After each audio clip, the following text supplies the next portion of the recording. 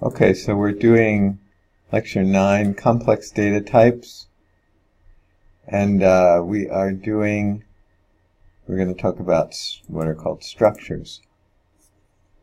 So in the last lecture we began discussing VB data types, and we talked about arrays. And we talked about declaring them and initializing them and resizing them and so on. So now we're going to talk about something called a structure. And so you need to do this in Visual Studio. So what you want to do is you want to create a new project. And then after you create the new project, you can see here, this is the name of the project. And he says right-click on your project name, I think right here, and you'll get a window like this. And you click Add here, and you get this menu here, and you click Add New Item. And from that, you're going to get a you want to call it customer.vb down here, and then click Add. And from that, you will get a new form, or a new class, actually, that looks something like this, except it says class here and class here. So to retype this, call it structure and structure. Okay? Now, suppose you want to have like a database. So by a database, let me just open up Excel. And so here's Excel. And suppose I had something like first name. So suppose I had something like this: first name, last name, age, and email.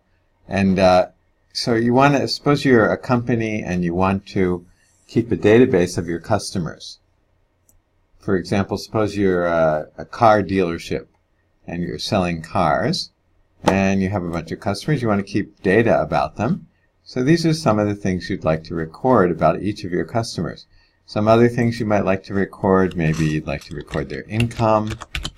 If you had it, you might like to record like the date of last purchase. Maybe you'd like to have that. Maybe you'd like to have lots of different, you'd like to record lots of different information about your customer.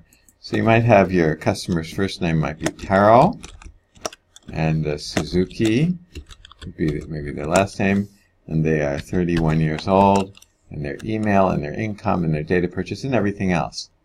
Okay, and this is kind of like a database. And this would be useful for keeping track of all of your customers. So the question is, how could we go about achieving something like that in our program?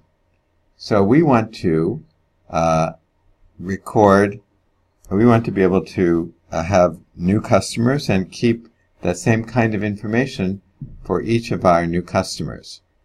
So what do we call this? The first name, the last name, the age, the email, the income, and so on. What are these?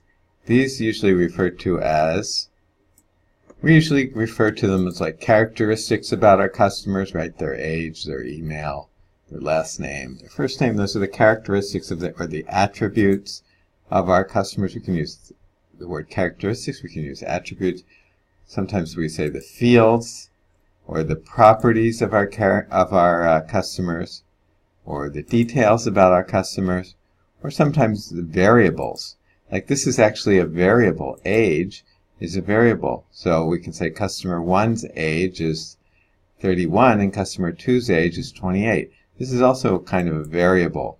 Their last name is a variable. So the first customer's, the value of the variable for the first customer is Suzuki, and the value of the last name, I don't know what I just said, the value of the last name for the first customer is Suzuki, the value of the last name for the second customer is Higgins, the age of the value of the age variable, for the first customer is 31. The value of the age variable for the second customer is 28. Okay?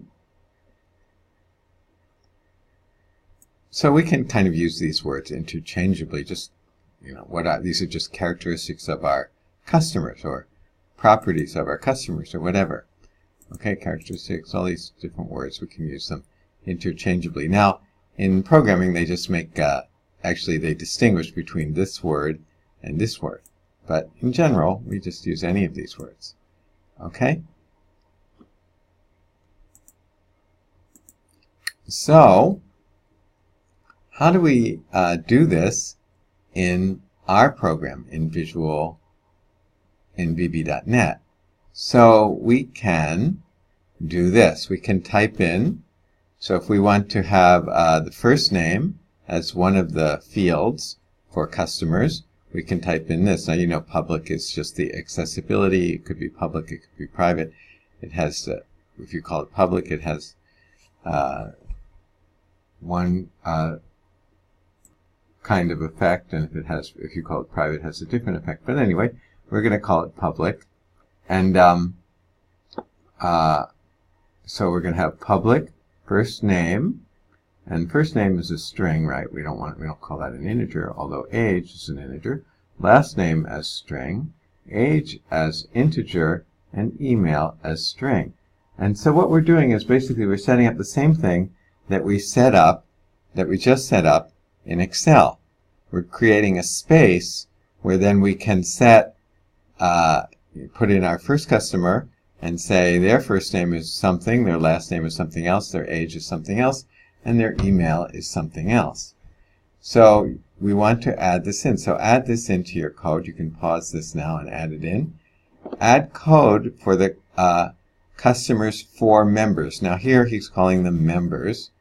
In other words, I called them characteristics, I called them properties, I called them fields, I called them... Anyway, here he's calling them members. Each will represent one structure instance attribute, so it's an attribute. And we will declare 3 strings and 1 integer, 3 strings and 1 integer.